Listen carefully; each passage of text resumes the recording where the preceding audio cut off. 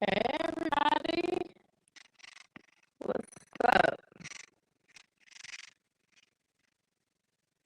Let's see.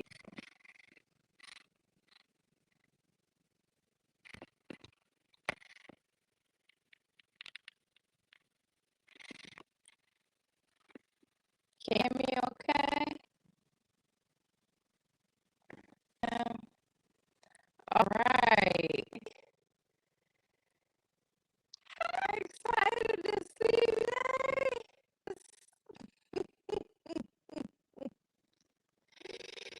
Hi.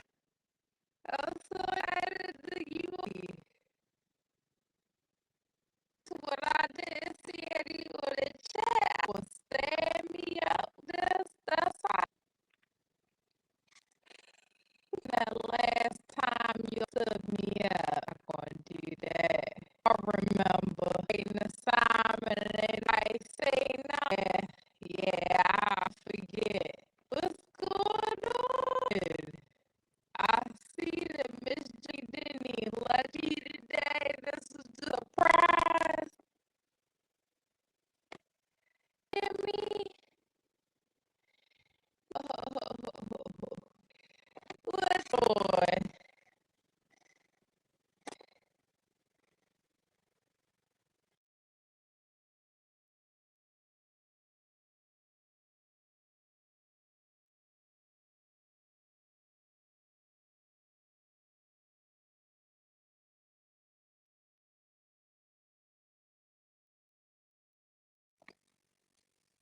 Alright, what is that better? Not it's been transformed. Better at all? I let me know. I'll have to leave. I'll come back. I'll leave y'all with it. Hey, what about my audio? Is the old sounding? Just keep going. For forever hold peace. Anybody get all the audios? Let me click it. It's better.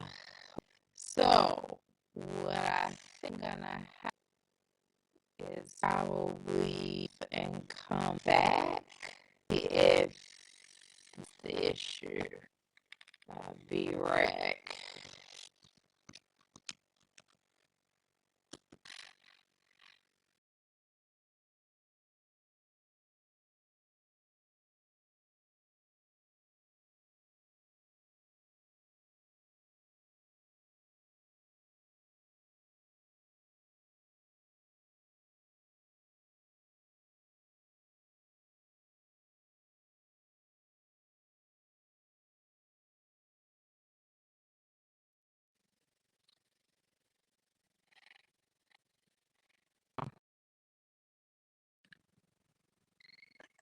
How about anybody? We all Donovan. Pearl.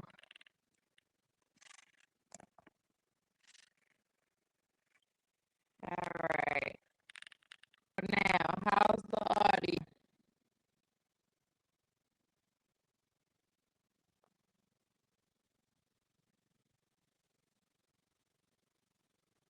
Today, don't leave me, y'all.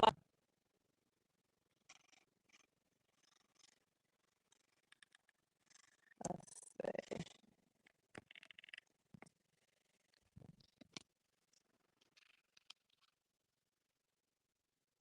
Let's see if that works.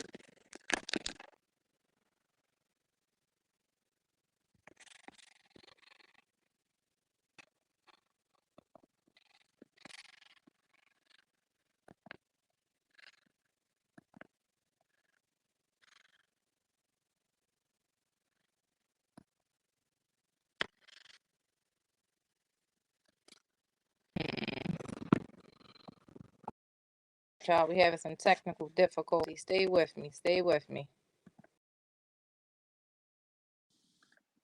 What about now? How is it now?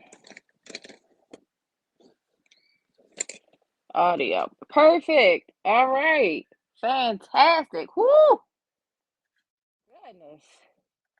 Y'all scared me for a little bit. All right. Yay, we made it together. We made it together. Now the only issue is let's hope my one AirPod don't die because I'm gonna tell you right now. Y'all know I'm on these crutches. Okay, y'all know I can't be getting around as fast as I was before. So don't do me like that. Don't do me like that. Oh, here they go. Thank goodness. All right. See, y'all got my back. Y'all ain't leave me hanging like y'all did the last time.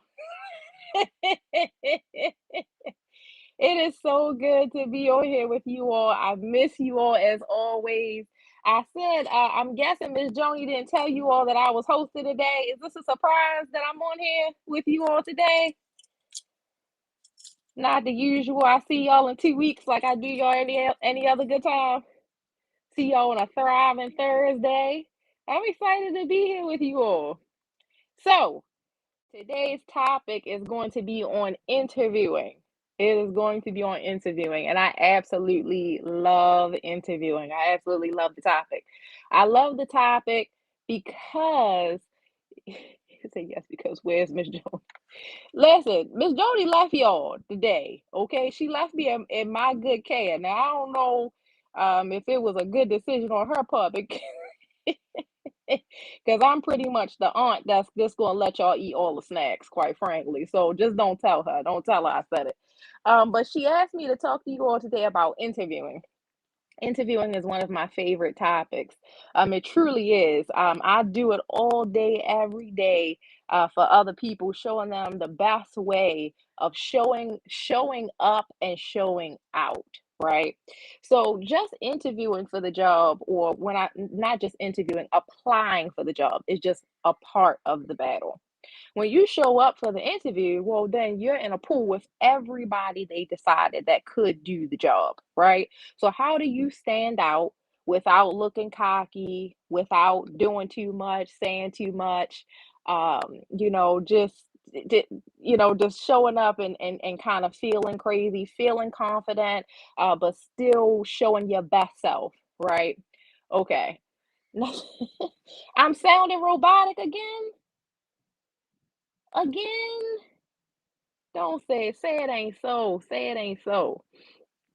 So, I'm going to talk to you all today about interviewing, right? And as you all know, if you are with me on Wednesdays at any point in time, you know how I get down, right? Which is to tell you all the real of the situation. I'm not always going to tell you exactly what people probably won't tell you. I'm just going to tell you what the real deal is. I know interviewing from sitting on one side of the table and from sitting on the other, from actually picking people out of a pool and saying, hey, this is who I want, right? And I'm here to tell you that when you go into an interview, only part of it is actually what you say, right? So then what's the other part? The other part is nonverbal communication. Nonverbal communication says so much in an interview, right?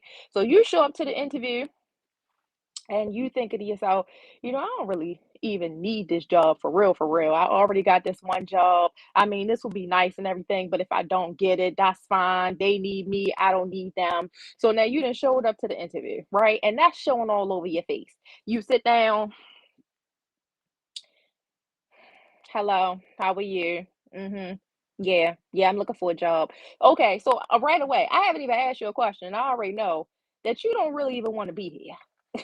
And if I get the indication that you really don't want to be here, it doesn't even matter how good your answers are. I already know that when you get another offer, you are out the door. Typically, when people are hiring, they want somebody who is going to stay. There's a lot that goes into hiring somebody, advertising, and all of these other things. And a company doesn't want to spend a whole bunch of money advertising for a job again and again, not having someone in the position for a prolonged period of time. And now I'm putting more work on other employees because I still need to fill your position that you left. So they definitely want someone who they feel is going to be dedicated to the position. That doesn't matter if you are a cashier, and it doesn't matter if you're the director. They want someone who is going to stay, right? So if you show up and your body language is saying that you don't want to be there for whatever reason, now it could not even be about the job. It might be because your bus was late, you just found out that you're failing one of your classes. It could be for any amount of reasons. But if I get the indication that you really don't want to be there, that's how I'm going to take it. Is that fair? Maybe not. But humans go off of how they feel. They go off how they feel. I'm not going to ask you in an interview whether you want to be there or not. I'm going to assume that you want to be there or you don't off the bat.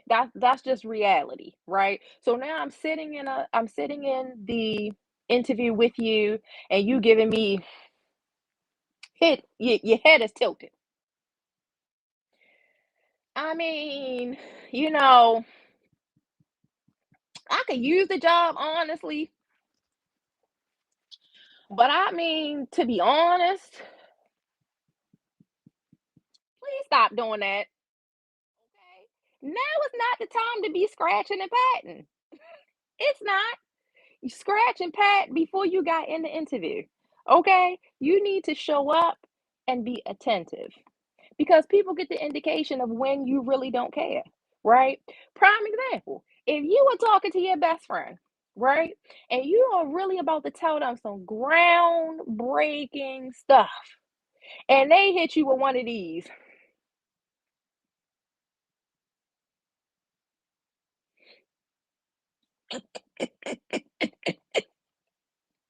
huh? You're gonna be like, really? I'm sitting here telling you something that really is it just hit me and you're not even giving me your undivided attention. That's how people feel when you show up to the interview. And you looking here, and you looking there, and you looking down at your bag because you just heard your phone ding and you really want to see if that's your boyfriend getting back to you to see if he's going to give you the $50 he said he's going to give you. Listen, now is not the time. It's not the time. Yeah, the throat scratch. Absolutely. Take your Zyrtec. Okay. Take it before you go in that interview, okay? Because those are the things, even though they seem so trivial, right? It's like, okay, I'm telling you, though, I can do the job. But the person who is hiring has to make a decision in this moment based off of the answers that you give, whether you can do the job, but based off of your attitude, how you are going to impact everyone else who's already working there, whether you're going to stick to the job or whether I'm going to have to write you up sometime soon. Those are all things that are taken into consideration when interviewing. So, of course, I could sit here and I could say, hey, make sure you answer the questions appropriately. Make sure you do this, make sure you do that. But I really need to stress the part of the interview that nobody talks about, and that's that nonverbal communication. People will jump to all types of conclusions about who you are, and you haven't even said anything yet, right? Okay, story time. I hate to even tell this one, right? Very first time I wanted to apply to a job, right? I think it was like a grocery store job or something like that. And I was going to do it in between my classes or something, right? And when I inquired about the job, they said, oh, yeah, we host interviews this date. This is where you take the application, right? So when I showed up to turn in, the application and they had given me a interview, I asked them on the phone how they thought, how should I show up? They said, oh, just show up. It's not that big of a deal. Well, what happened? I showed up and I want to say jeans and a t-shirt. No joke. This is a true story. Y'all know I only hit you with the true stories, right? I showed up in jeans and a t-shirt and probably a sweatshirt, right? Well, here's what happened. I walked into the wrong interview place, right? I didn't know that there were multiple floors in this place, and I walked into the wrong place. The lady took one look at me and said, I know you didn't show up to an interview dressed like that. She did it just like that. Like that. Go home, change your clothes, and come back. I was all types of embarrassed, right? I was like, oh my goodness. I asked them how I should show up. They told me it didn't matter, and now it matters. Really? Okay. So I go home, I put on a suit, and I come back, right? I come back, I walk into the place, and she said, better. Now we can interview. Okay. So they walked me into this room and they asked me to read the script. And I thought to myself, this is a very interesting interview for a cashier.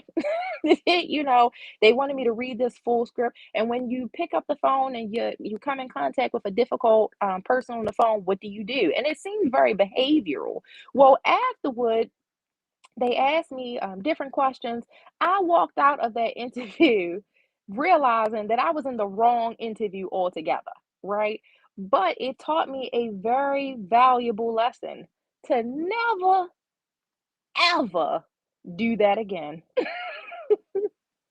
I would prefer to be overdressed than underdressed, right? If I had showed up in a business suit or in a button-up shirt or a skirt or whatever I had that played the part, I could have been overdressed and that would have been okay. But underdressed just was not okay. Now this is the part where some of y'all going straight up lie. Okay? Y'all gonna say, well, guess what? I don't really have money for a button-up shirt and a skirt or a pair of slacks or I don't really have that. But y'all got money for $300 tennis shoes though. Okay? So let's talk about priority and how we're showing up for these interviews. Guess what? You could easily go to the thrift store. I said it. The thrift store. Don't act cute now. Okay. Y'all need to join me on Wednesdays because we keep it real. You can easily go to the thrift store and get you a button-up shirt, a pair of slacks, a skirt, and have it. Just put it on the side for the interview, right? And show up the way you want to be seen. You try in an interview to try to decreases the amount of the greatest amount of possibility of having somebody jump to conclusions about you. Again, is it fair? Maybe not. Maybe not. But you are in a space where you have to play by their rules sometimes. And I tell you all this all the time. And then when you start your company, and when you get into a managerial position, you can be the person to change the rules. You can say, well, guess what? I want to give this person a chance at Burlington, Macy's, or Ross. Any of those places. Any of those places, right? You said not the thrift store. Don't do that, y'all. Don't be around here because I bet you this. If the thing said retro on it, and it was a consignment shop, and now you all around here paying $300 and things like that, and that was the price that y'all would buy it, right? It's the same stuff. I hate to tell y'all that that's actually what it is. They go to thrift stores, they take the clothes out, and they upsell them. I hate to tell y'all that that's what they do, but that's exactly what they do. Okay, the what is it? The real, yeah. It is a high class thrift store. Okay, that's just what it is. People donate brand new things to those sometimes, but sometimes we don't want to admit that that's where we have to start, right? In order to get that's what it is. It's retro. That's what people they slap retro on it and they upsell it for a 50% and 100% sometimes. Ridiculous, right? But that's the reality. Okay, so I don't want to get off topic.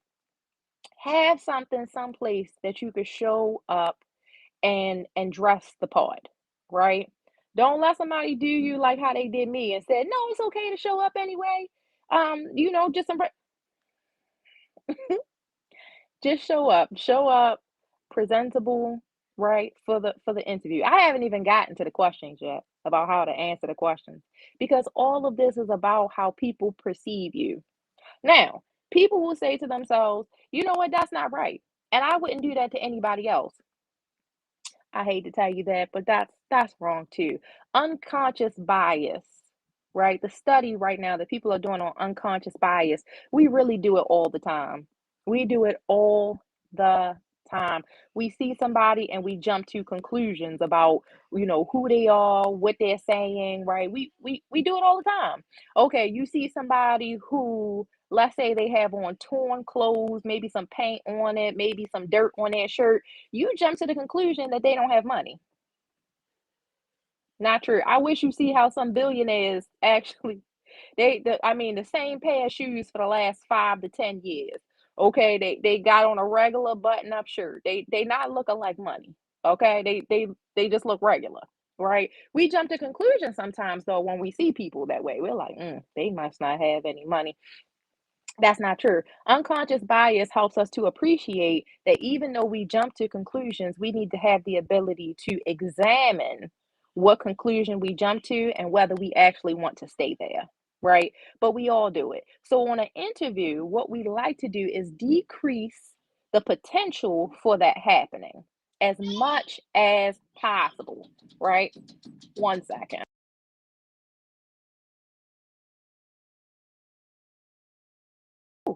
So sorry. Anywho, so we decrease that as much as possible, as much as we possibly can, right? In our nonverbal communication and how we show up to the interview, right? It is also a winner, a 100% winner if you know something about the company and how the company operates, right? Do your research. Don't be lazy. Don't feel like because you are being hired at a entry level position, whether that be a cashier, you're cleaning the floors, you're waiting tables. Don't feel that because the position you view the position as being small, that you shouldn't show up knowing what you're talking about, right? You need to go into every interview with a winner mentality that one day you are going to be the manager, you're going to be a director, you're going to be the VP. You go in feeling like the VP, even if that's the job that you have, because one day you may take that over, or you are using this position to learn so that you can create your own job. You can gain something from any position that you take. Don't feel that because you have a small piece, that the piece you have is not important enough for you to show up being your best self, right? When I was hired at a job, I started off filing papers, right? I wanted to, I just wanted a job. Little did I know that the job that I was selecting would soon become a career. It would give me experience that I didn't get anyplace else. It has set me in more rooms than I ever thought possible. And now here I am taking all of that experience and figuring maybe I could do this for myself, right? But on every interview that I've had, I showed up right. Like I just knew that one day I was going to be the VP, I was going to be the president, I was going to be the CEO because that's how I wanted them to see me. That's how I wanted them to see me. And I wanted them to know that by hiring me while they were making an investment in the person that they didn't see, I wanted them to know that the position would be safe with me, that I was going to do my job, I was going to show up every time, and I was going to give my best to it. And because I had that mentality, I've been given other opportunities that they entrusted me with. And I appreciate that trust. I appreciate that trust. They know that if I'm working remotely or if I'm working from another site that they sent me to, that I'm going to do what I said I'm going to do, right? That's trust. In the interview, we show up telling people what we want them to know, right? If you can get all past the nonverbal communication, then we get to the point where we're telling them what we want them to know about us. So if you've been with us, rocking with us on Wednesdays, I told you all how to respond with care. And if you missed that, guess what? You missed it. You should have been with me on Wednesday. Instead, Today, I'm going to talk to you all about how to interview like a star, right? And when we talk about a star, STAR, we talk about the situation, we talk about the task, we talk about the action, and then we talk about the result. Okay? I'll say that again: situation, task, action, result. So, what does that mean, right? So, someone asks you a question in the interview, right? At your last job, how did you handle an influx of employees during a rush hour? Right? Well, then you talk about the situation. You describe the situation that you were in or the task that you needed to accomplish. You must describe a specific event or situation, not a generalized description of what you have done in the past. Be sure to give enough detail for the interviewer to understand. This situation can be from a previous job, from a volunteer experience, or any relevant event. So, here's the question again: how did you handle an influx of employees, let's say around lunch hour? You can't say, we handled it. Because, I don't know if y'all know, but the last job I had, I worked at, Chipotle, and people came in there for lunch all the time, and I just handled it. I don't know what handled it means. I don't know if you even work during the lunch period. I don't know any of those things. So you have to talk to somebody in an interview with the understanding that they know nothing about the industry. That's best practice. Best practice is speaking in a way where if I didn't know what you did for a living after this interview, I know exactly what you did. So you tell them about how, my last experience was at Chipotle. While at Chipotle, I worked the front line. Many times during my shift, I encountered a heavy, work during lunchtime. It became heavy, with employees. The line sometimes got, backed up.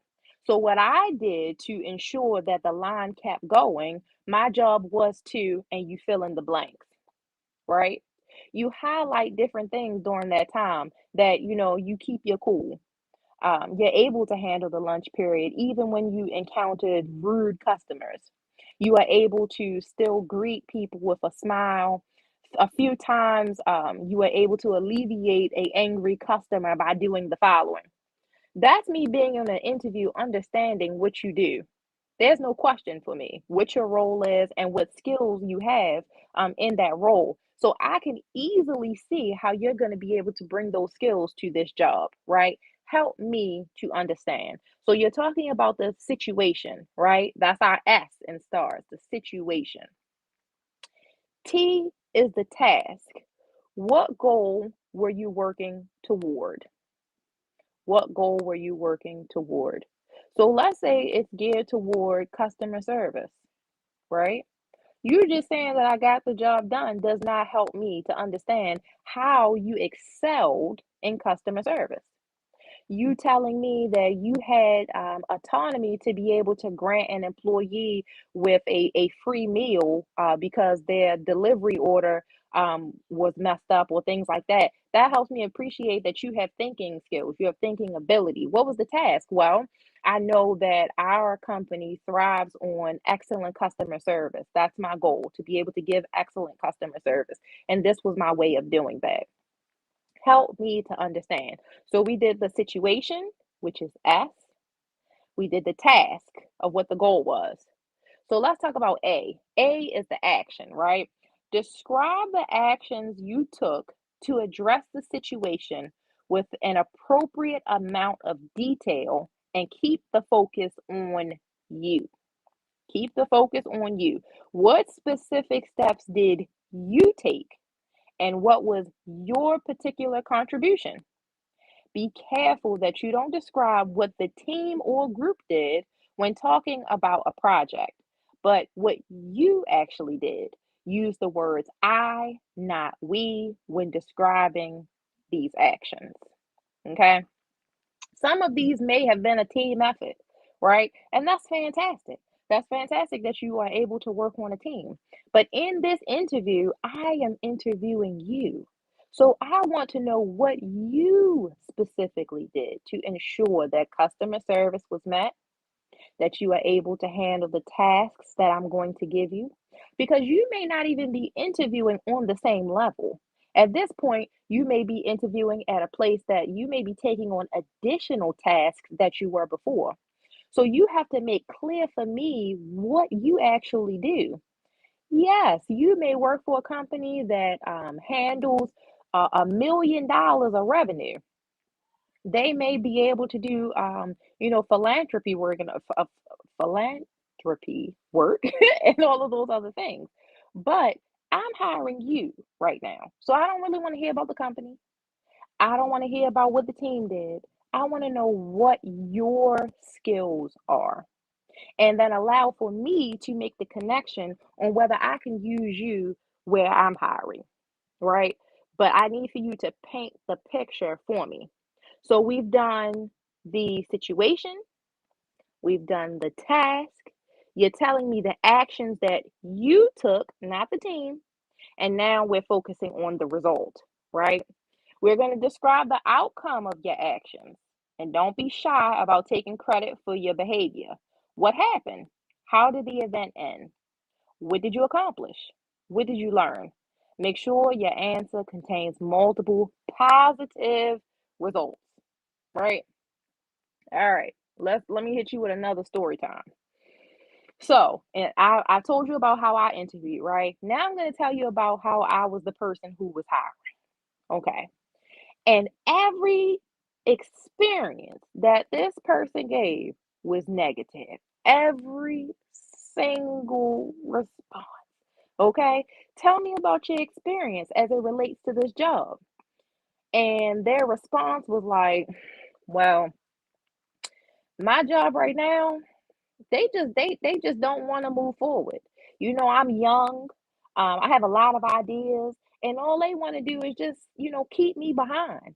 I have a lot of old people that I work with, and y'all know how hard it is being around old people, and I just can't do it anymore.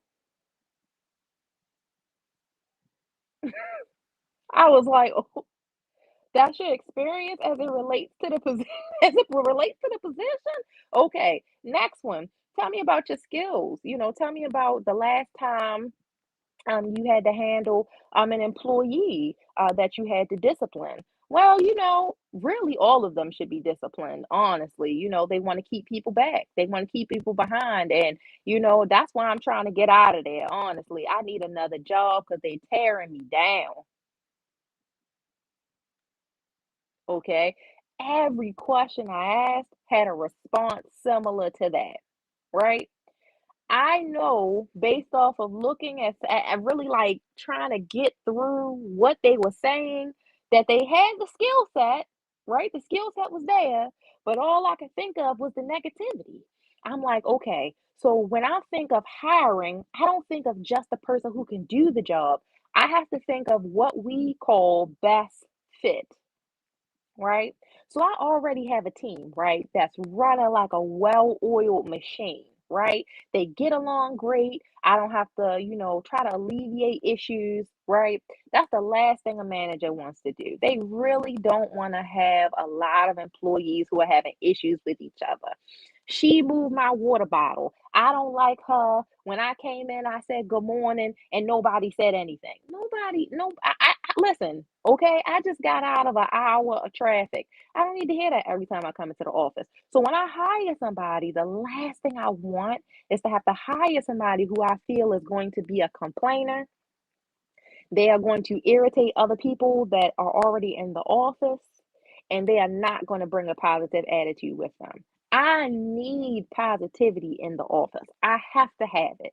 And every employer doesn't want someone who they're going to have to spend the time writing them up. They just don't. Okay, I'm spending more of my time writing you up than what I am actually getting my job done. I don't have time for it. So when people hire, they hire in a space of best fit as well. Everybody who interviews right now can do the job. The question is, What makes you special? What makes you special, and are you the best fit for the job? Because if you come in and you already starting problems in the interview, I can only assume that you are going to cause problems when you get around the people who I've already hired. And I don't want to do that. I'm going to sign up for a headache. You could be the best person. You could be the absolute best person on the interview.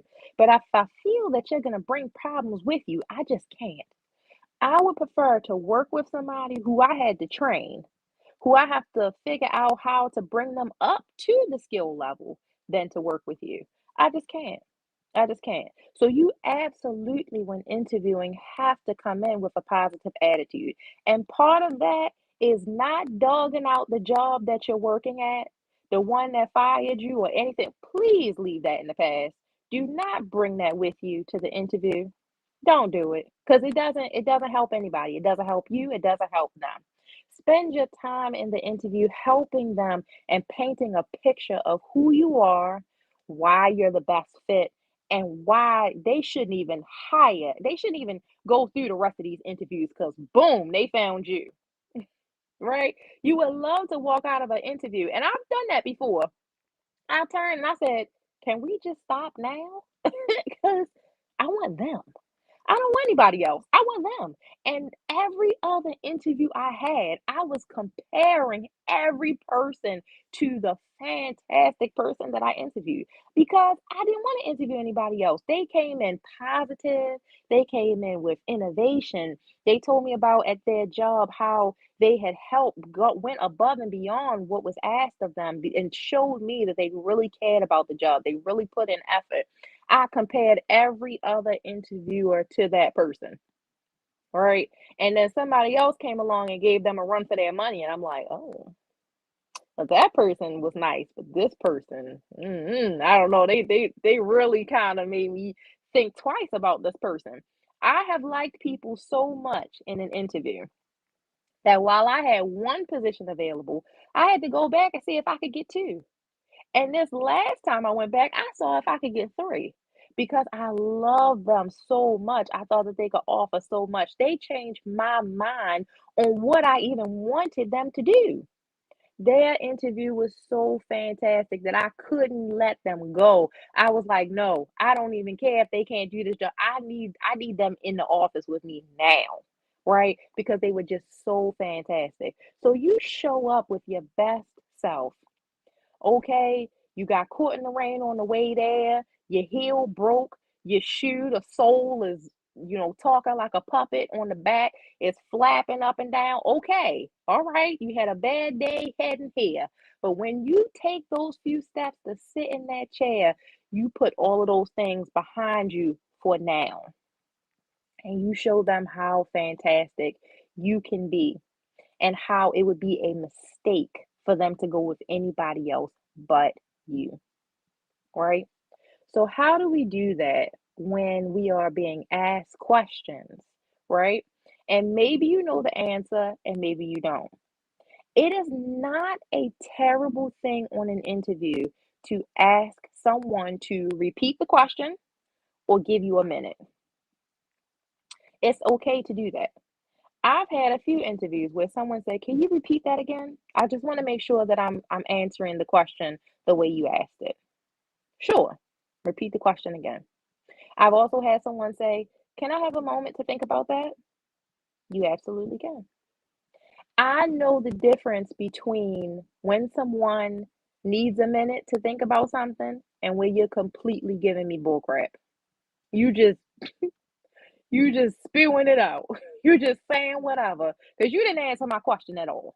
You did not answer my question at all. You just decided to just say something, which makes me feel like that you didn't even give it time and attention. I would much prefer for you to ask me for a minute than to just say whatever. Like it was supposed to go over my head that you didn't really answer the question, right? So when interviewing, take your time to interview like a star, right? Take your time to think of a situation, the task, the action, the result. It would be best for you to already have an idea of what part of your work experience you would like to highlight. You know that in certain circumstances, there are always going to be areas where they could benefit from having customer service. They are going to benefit from seeing hard work. They are going to benefit from seeing how you can bring innovation to the workforce. So take some time really highlighting the work experience that you have where you can highlight those things, right? You don't even have to wait for the interview to come about for you to start thinking about those things. You should have that on the ready. Customer service, innovation, working hard. It doesn't matter what you do. There's always going to be a job that is going to want those things. Uh, you see, I always feel weird when I ask them to repeat the question. That's okay. That is okay. It's all right to ask them to repeat the question. Interviews are kind of nerve wracking to begin with, right? Sometimes they don't always tell you what they're thinking, right? It's kind of like when they always joke about in movies and things when someone goes to see the therapist and the therapist starts writing, and you be like, "Well, what you writing? What did I say something that you what you writing down?" Right? It's the same thing on an interview. You feel like that they're writing down their judgments of you or what they really what they really think about you, and all you want to know is what are they really thinking? What are they writing? Right? But they're writing everything about you. They're writing about how you answer the question, whether they feel like you've answered the question appropriately, whether you actually were listening to the question. And we all go back and we deliberate afterward and we all talk about how you made us feel. How did you make us feel? You came in and you shook our hand and you gave us direct eye contact. We felt that you were actually paying attention, that you had the experience that's needed. You were honest, in the interview. All of those things are important, right? Those are very important. He said, I've never had an interview. So for a long time, I felt I had no experience to bring to any job interview. So I'm terrified of applying for a job. Not necessarily. Um, you have volunteered, right? And that volunteer experience is still experience. It's still very much so useful. Even if you want to discuss what your experience is while still being in school, about how you work hard, you've had to balance multiple priorities in the household. You can touch upon all of those things, and all of that is useful. And while you may be applying for your first job, you can even say that. And sometimes people say, "Well, I just wanted to go in and make them feel like that they could count on me." Well, you can say that.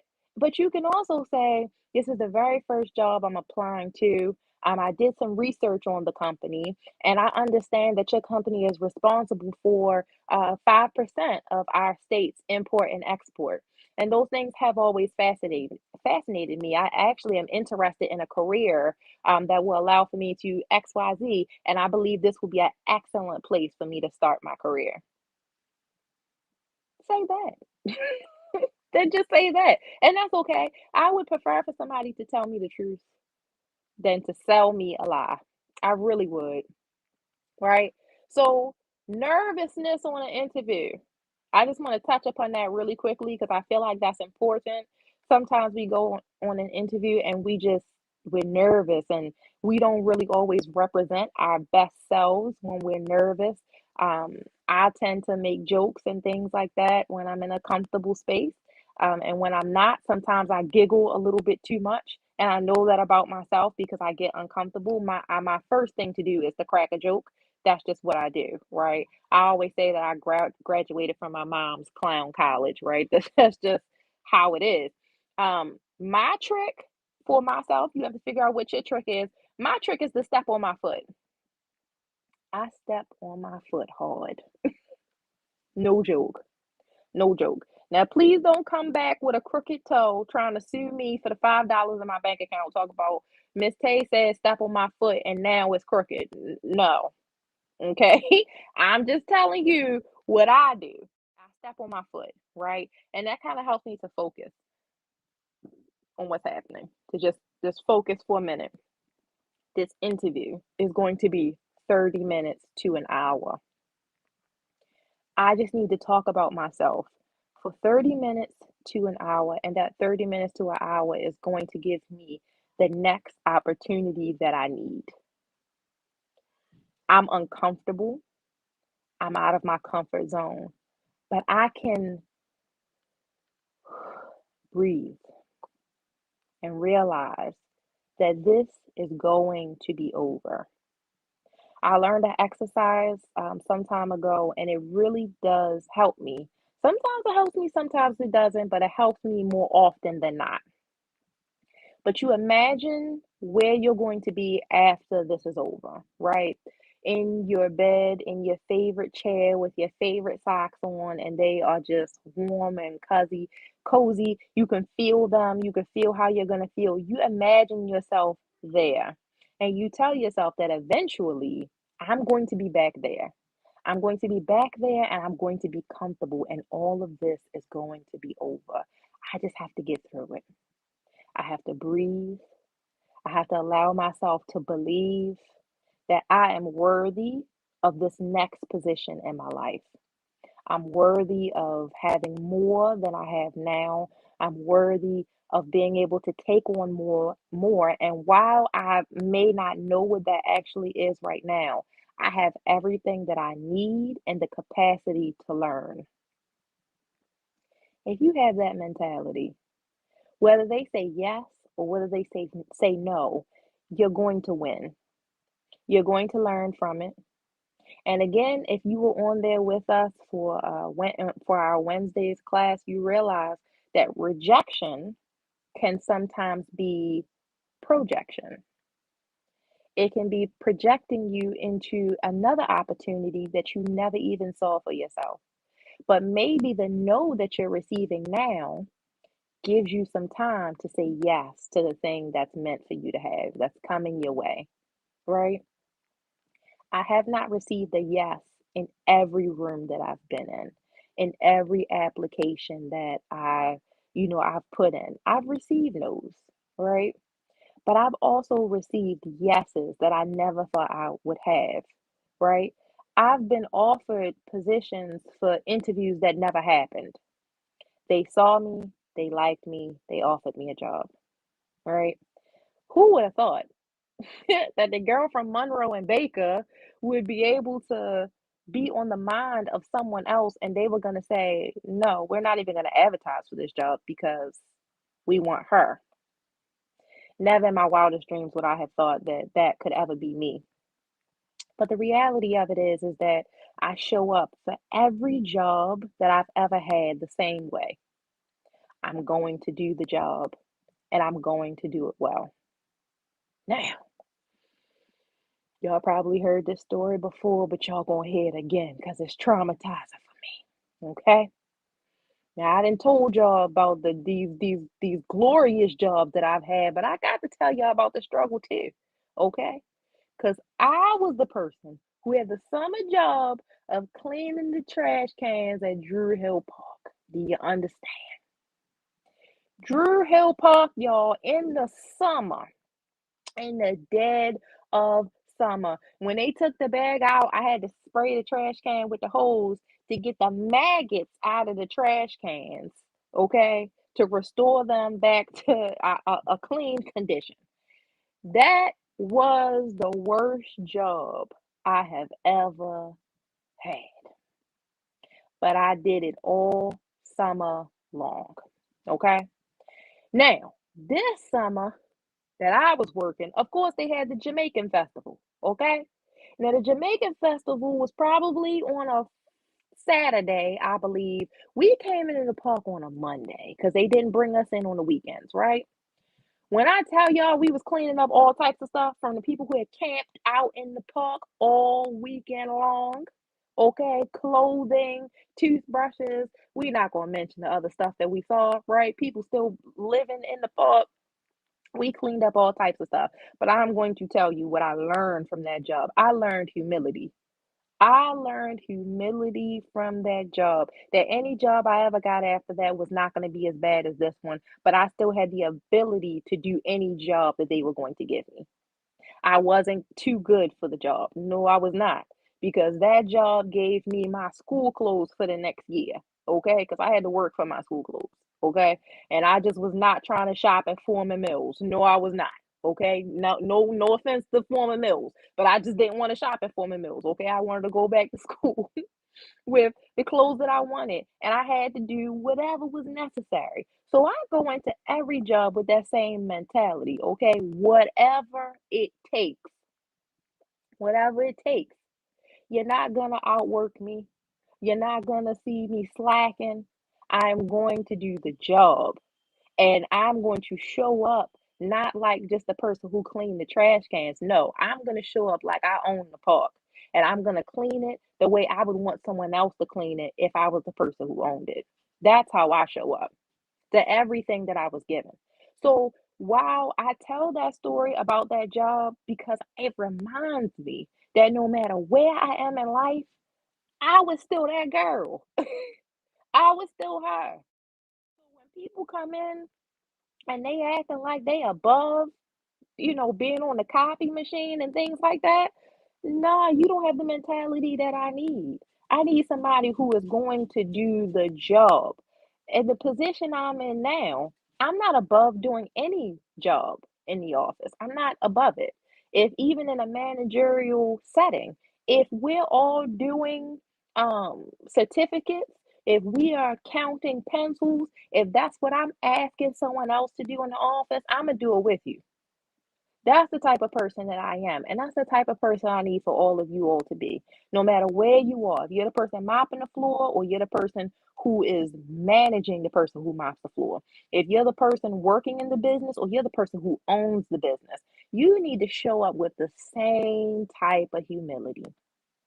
Because at any point in time, you can be reminded that you got to go back to scratch. Okay, you got to go back to scratch. And I'm not saying to constantly keep certain circumstances before you and you have to constantly be afraid, but you have to have the type of mentality that nothing is beyond you. It's not below you, right? They say that if these sort of positions are beneath you, then leadership is beyond you.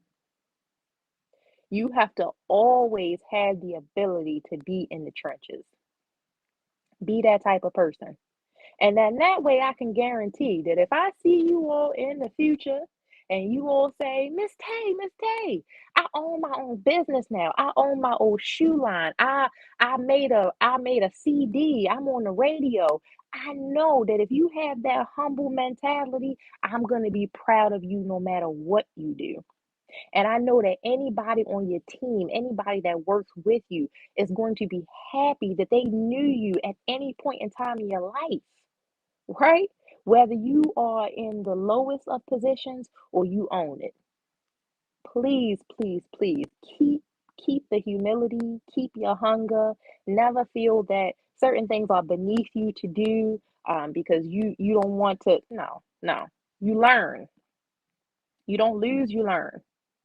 That's the reality of it. So no matter where I am in life, no matter what position I take, no matter what business I own, no matter what audience I'm up in front of, and people say, "Oh my goodness, it's so nice that you're here, and this accomplishment and that accomplishment," I remind them.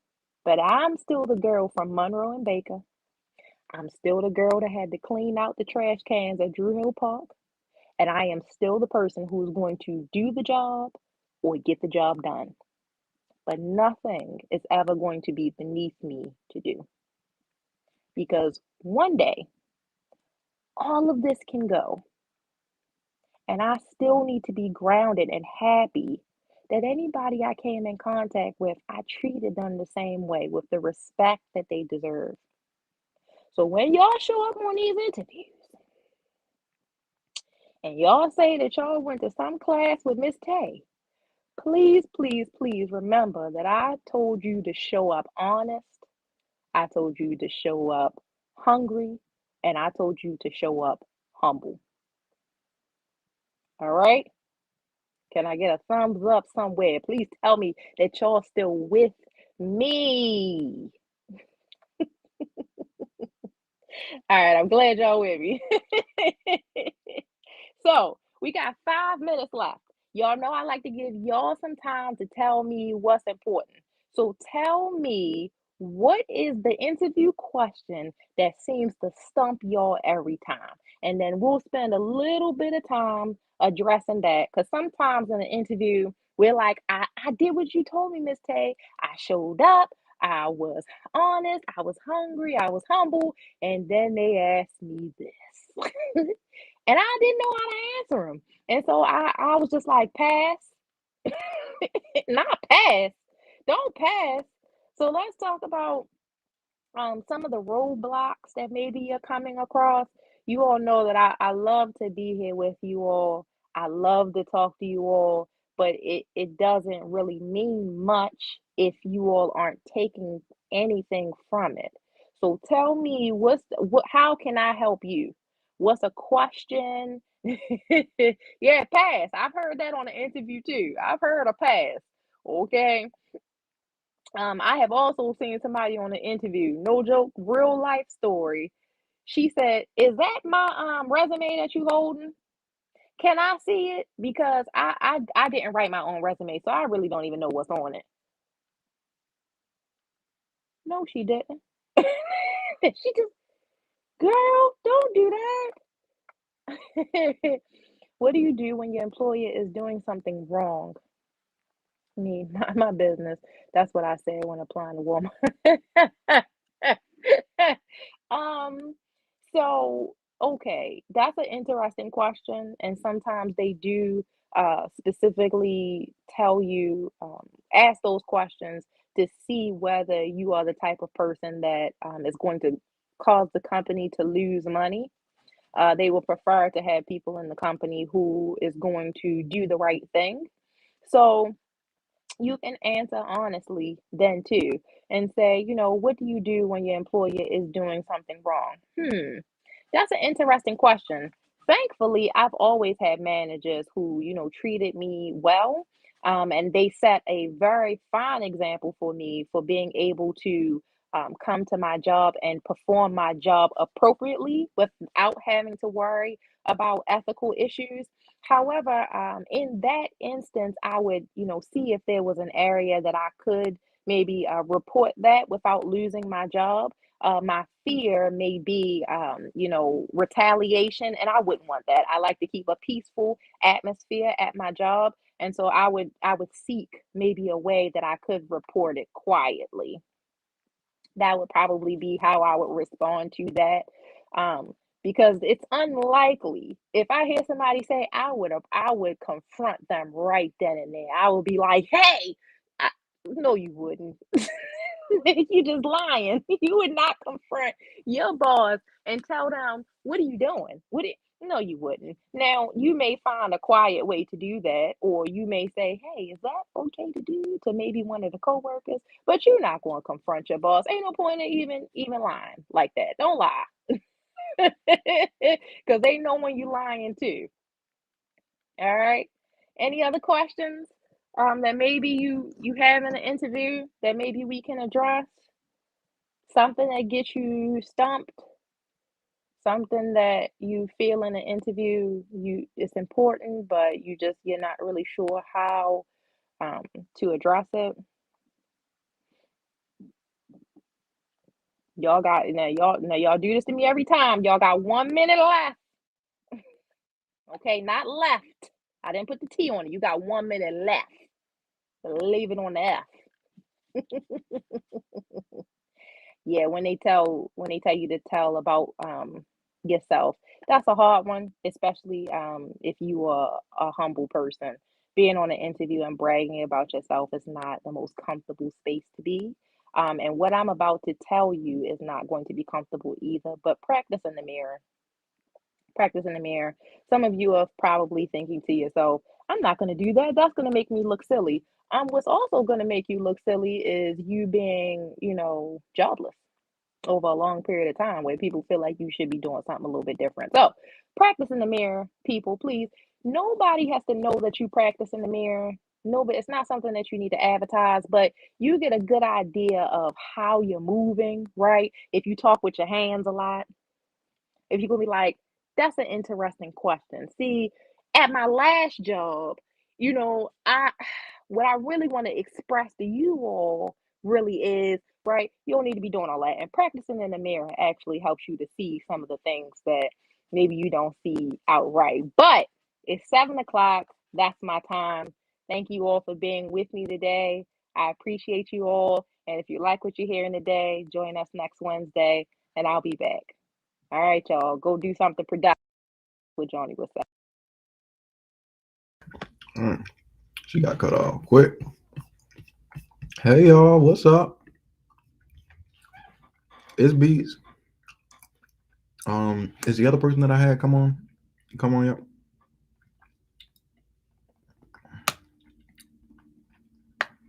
Well, let me intro it. Hey y'all, what's up? I feel like she left a little bit too abrupt, but that was a good conversation. Yeah, I caught the end of that little speaking in the mirror. I definitely feel like I need to do that because, oh man, I feel like I do a lot of stuff that I don't realize, and a lot of people tell me, and I don't believe until I see it in the mirror. So, yeah, I definitely got to work on that, my interview skills, and that was a really good session. Just digging into that. So yeah, but yeah, y'all. So today, we're gonna have our guest on. I'm dig into their music.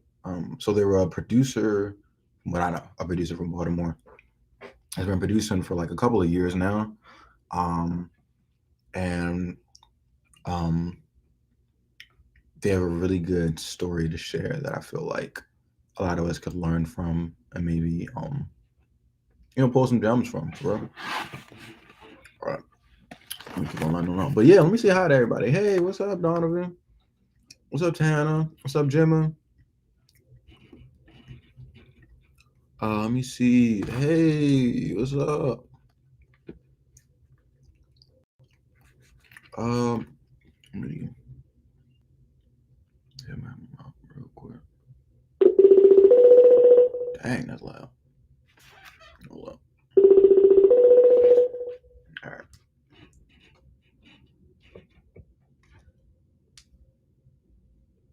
Okay, cool. So you should be coming on now. Dope. Yeah, man. I'm real excited to get into this. So we got a producer from Baltimore. Got a story to sell. To share. Like I said before, I think the questions are gonna maybe you guys in more than anything. Let me share the presentation that I got with this. There you go. Okay, can you guys see that? Great. Okay, looks perfect.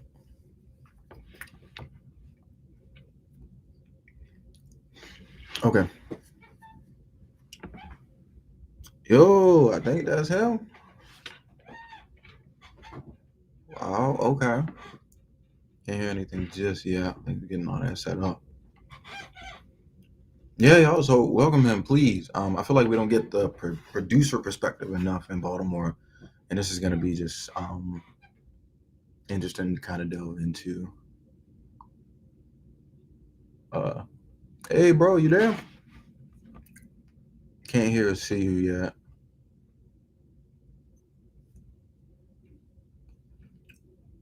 Yeah, some technical issues. Not sure. You can give him a minute. But yeah, how was y'all day been? Okay. Yeah, give him a minute. How's everybody's day been so far? And how did y'all feel about that last session? I feel like she really spoke the truth and gave a lot of helpful gems. But how did y'all feel about it?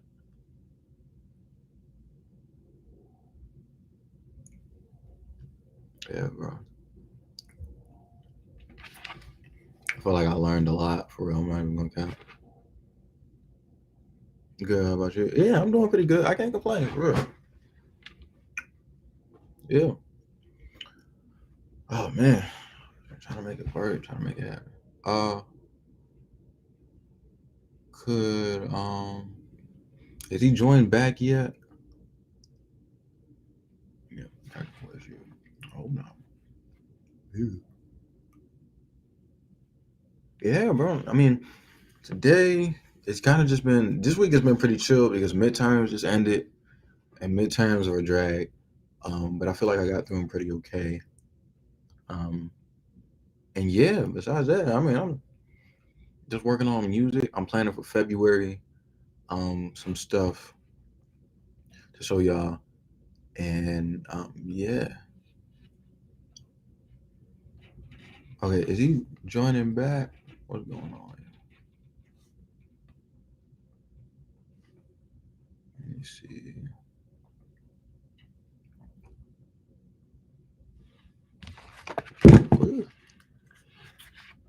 Hey, bro, you good? Oh, okay. Cool. Be back again. And we left again. Let me see what's going on. Sorry, y'all. Let me see while we waiting. Put on some music. So the track I'm about to put, I was gonna intro him, but I didn't know. I didn't know how soon he was gonna be in. So let me. So this is some music that he's made actually. I'm pretty sure I'm still connected, and I'll play this while we're getting set.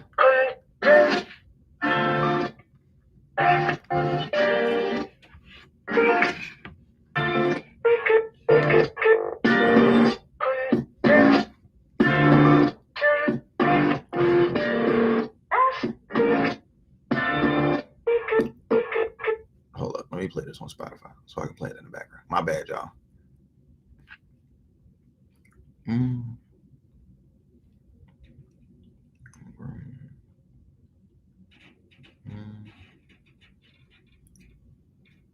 Stuck on mute for some reason. Huh. Let me see. Do you have any other devices to join on?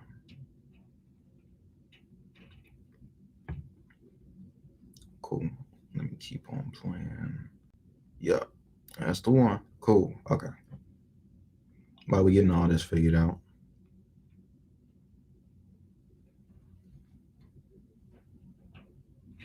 Oh. Cool. 12-year-old Rebecca Sedgwick climbed to the top. Cool. Yeah, y'all. Yeah, just hang on in there. We're getting all this figured out. Yeah, man. So some things about this guy. When I've researched, right? He's been creating music for like a few years now, and one of the things I like about him that stands out from like the rest is that he's really good at marketing and like putting himself out there and getting himself around. And he's not that active on social media either. So like there's this good balance between like business and artists that I feel like we can learn from. Yeah. He also just released a project entitled Cruel World. In the waiting room. I don't think his camera is working. Oh, okay. Well.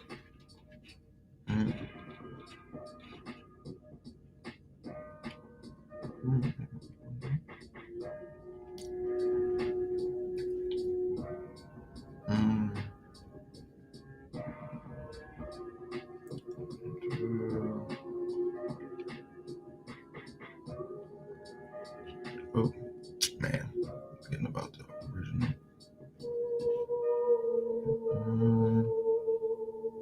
Okay. So you could try. Yo, I'm low-key fiending for a babe. Yo, I'm low-key fiending for a babe. Yeah, I'm low-key fiending for a babe. This is Spotify ads, yeah. Do you realize that some vapes contain seriously addictive levels of nicotine? I'm low-key fiending for a babe. Really? Okay. It stops being funny. Know the real. Okay, cool. Brought to you by the FDA. Okay, join on that. Hey, Spotifyers, click or tap the banner to listen to Mood Booster. Get happy with today's dose of feel-good songs. Okay, he said it's working on his phone. So maybe we can try to put him through. Okay. Crazy. My bad, bro. The streaming platform that we use can be rocky sometimes. Yeah. Okay, bad. Cool. Man, bro, I'm glad to have you on here. I'm on here for real, man. Thank you. Thank you for having me. Yeah, no problem. Okay, cool. Um, First off, if you could introduce yourself, and what you do, that'd be perfect. All right. I'm Ilgrim, and I produce. I mean, how detailed did you want that description to be? Oh no, no, no, no, no, you're good. You're good. That's fine. I don't know what. Yeah, yeah. So that was one of the questions I actually had about like, how do you pronounce your name? So what type of is that like? What type of pronunciation is that? Okay. Let's see. Is everything working fine? Cool. Oh, Good. the Y's are pronounced as I's, so you just pronounce them as syllables. Okay, got you. All right. And what's the significance of the name? Like, how'd you think that up? Um, I came up with the name in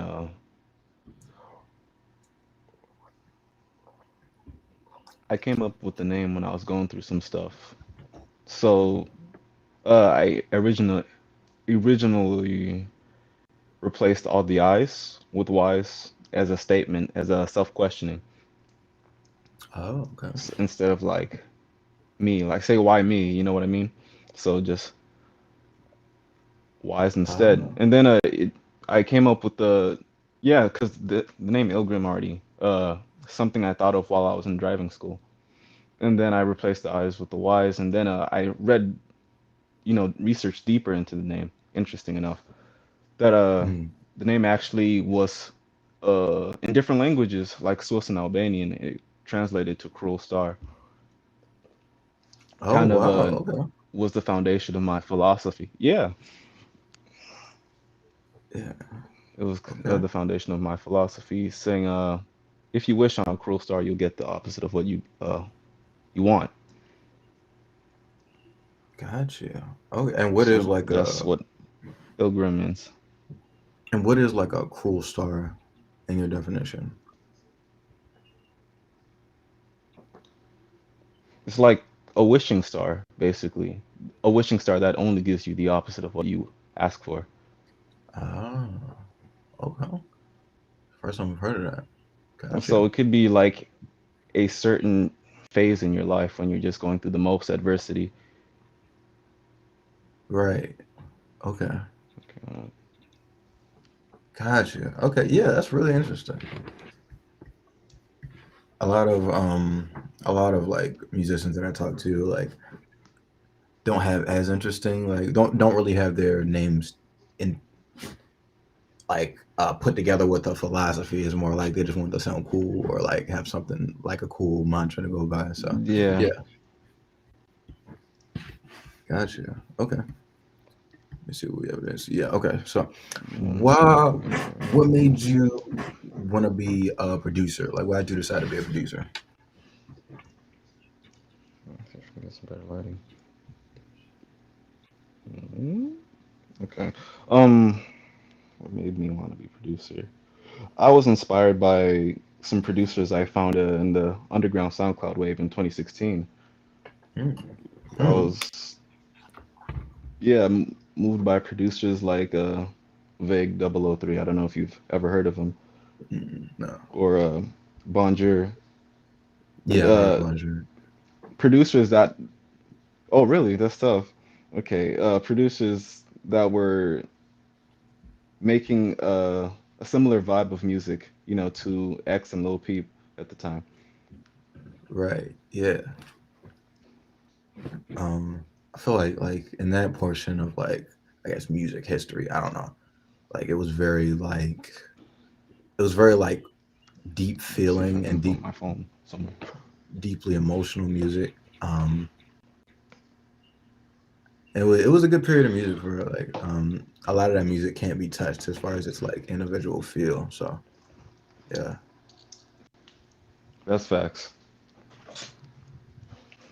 Yeah. Okay. Cool. So why did you choose? And I don't know if this is your insignia, but like I've seen it a lot more on your like album covers and like your cover art for your singles. So, what made you choose the butterfly as an insignia for this year? Uh, it's actually a moth. And that was a symbol or insignia for Cruel World because Cruel World was a basically a culmination of what I've been working on since I was in my first year of college. I was just Oh, building myself mentally, and it was a collection of different philosophies. So, and the moth resembles the pursuit of enlightenment. As you see, a moth travels towards a light bulb, and as you know, once it reaches the light, it just dies, in fact. So it's almost like that. right. Kind of like a disturbing reality, but like nonetheless, like a very like crude and true one. So I guess it matches up. Yeah. But yeah, man. Okay, cool. So, I did a quick Google search, um, and it says you're affiliated with the record label Central Aether. How's that going? And is that Ah. still going on? Um. Okay, hold up. Let's see, because I'm really trying to work on my lighting situation here. I get it.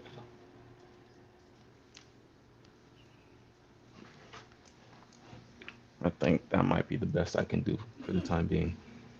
Hmm. But Central Aether is actually not record label. It's something I came up with basically. Central Aether was a Okay. story I was writing when I was in high school. Yeah, it was how I actually started off making music because I used to create little characters to put my genres in since I didn't want to be categorized by one genre, so I just created a whole bunch of characters to try different genres out. And then I had different pseudonyms under each character before I finally came up with the name Ilgrim. Hmm. Okay. So Ilgrim is kind of like an amalgamation of Yeah. those characters, or like something they all like. Yes. Okay, got you. Yeah, absolutely.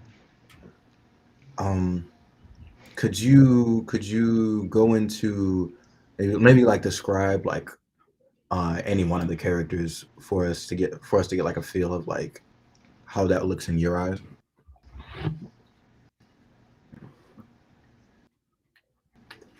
Oh, okay, yeah. Most definitely. Let's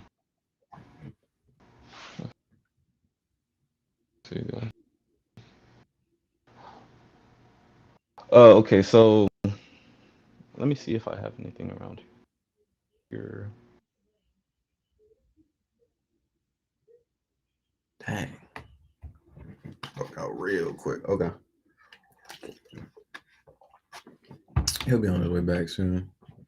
Bro, Wi-Fi issue. This is why I think I'm gonna start sooner or later. I'm gonna start like trying to set these up to be done in person, because in person and also on my laptop might be like a better solution than depending on two people's Wi-Fi's when they might not be, you know.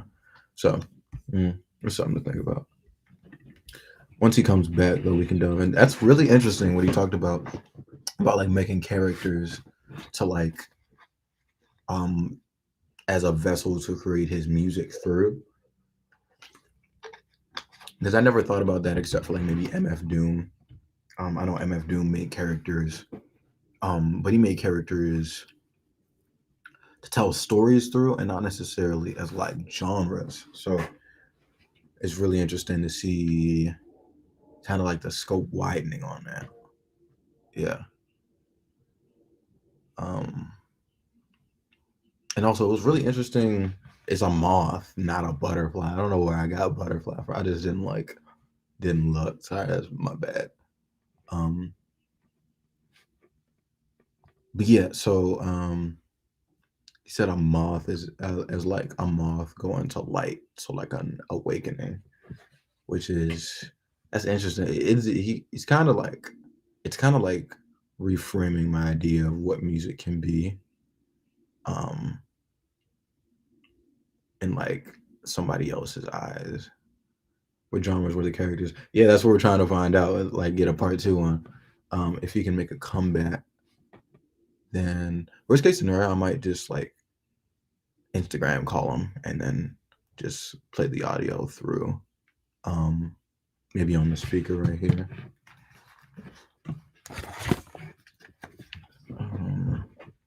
Hey, if the live stream isn't working good for you, we'll try IG calling and then doing it. And then I'll just put you on speaker.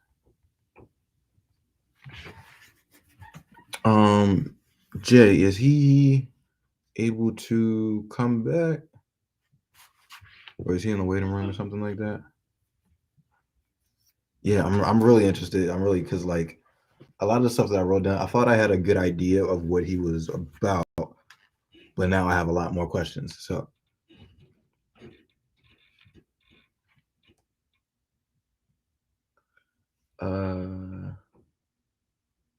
let me see. Yeah.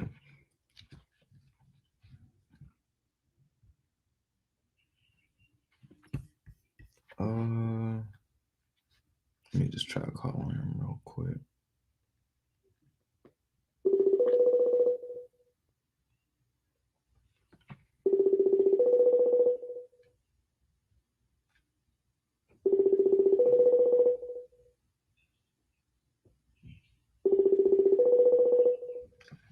If I can get him through this way, this might be easier as well because like Wi-Fi on the phone. Well, I was just talking to the man. Wi-Fi on the phone is a lot easier than on the whole computer.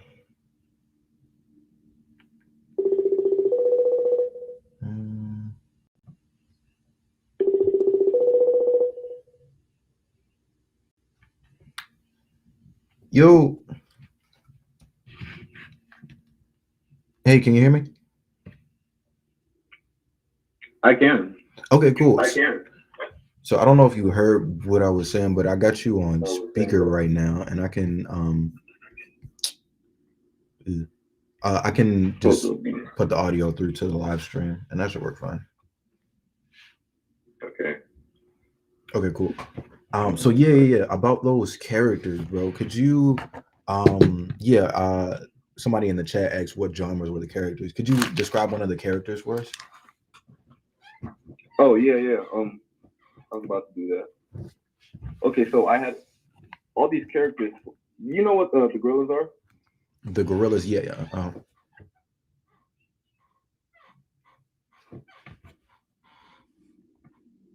Like, but instead of a band, they were just individual people. So he would make sad type of music. So any somber or melancholy type, I categorize. Could you repeat that real quick for me? Sorry, you're like coming in and out a little bit. Or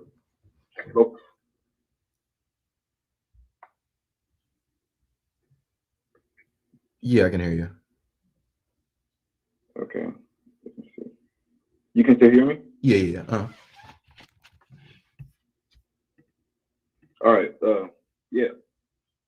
The character I came up for boom bap music is called Headless Han, and I was just I was using him to make hip hop and lo-fi music. Okay. Gotcha. Yeah, that's interesting.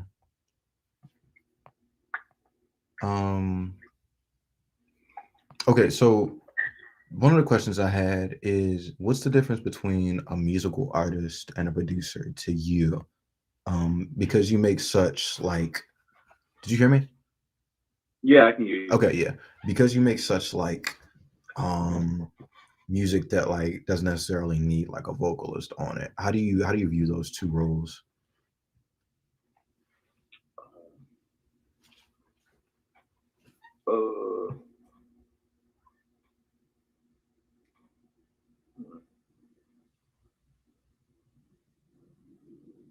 I feel like with the what a producer is trying to do is to create beats really just for people to hop on.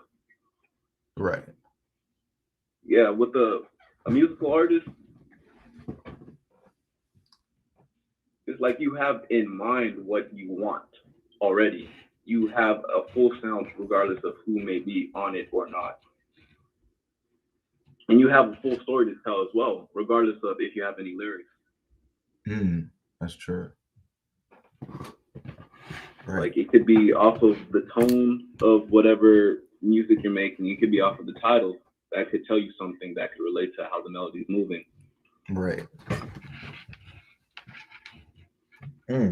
Okay. And speaking of stories, so like just tying that back in, what's the story of Cruel World then? The story of Cruel World? Yeah.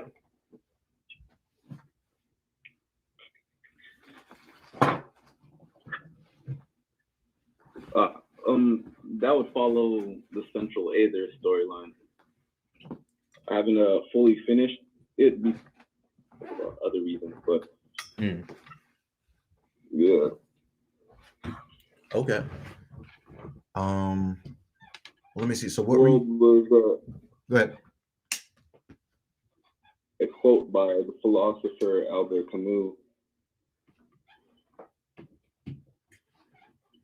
And he stated, one must know why he is alive before he can answer any other fundamental question. Okay. Gotcha. And I was kind of edging around it, but do you view yourself as a nihilist?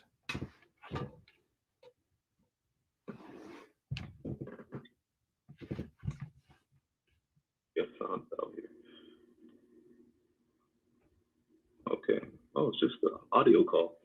I thought I was forgetting something. Do you? My bad. Did you hear me? Yeah, I can hear you. Okay, cool. So for the people watching who don't know, like a nihilist would a good definition for a nihilist to be somebody who thinks life is meaningless? Yeah, but something I recently just came across is that nihilism is more like a position someone is set in when their beliefs have been crushed by the outside world. So nihilism isn't a solid position where someone can just call themselves a nihilist because they don't believe life has any meaning. But it's like a resting place until someone builds new core foundations for their life to continue off of. Okay.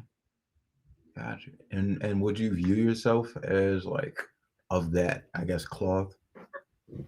Of a nihilist? Yeah. Oh no. I don't see myself as that. Okay, what do you see yourself as then? That's a great question.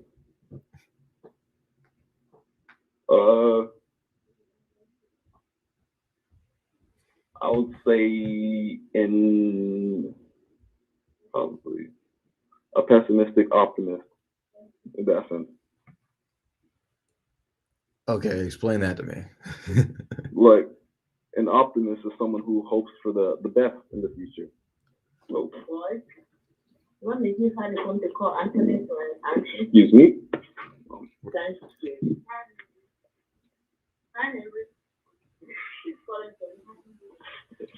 Sorry about that. No problem. People just walking.